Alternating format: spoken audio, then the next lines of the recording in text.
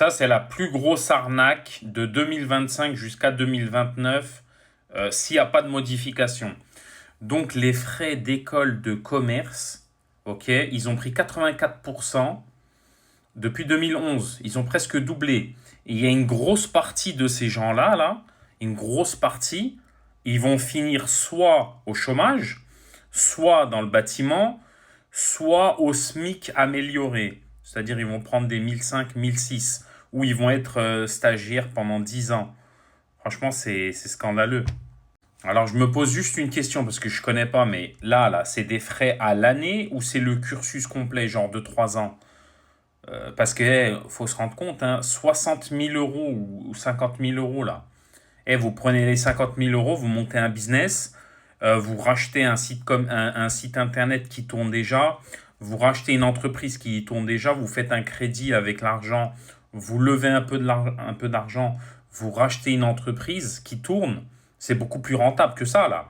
Ça va vous faire de vous un employé entre guillemets un peu plus haut de gamme.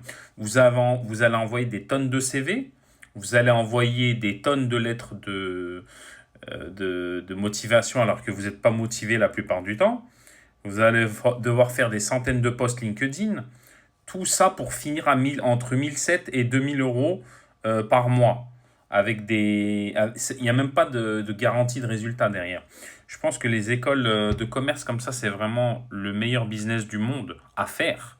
Bien sûr, c'est mieux d'ouvrir une école de business que de lancer les gens dans les entreprises.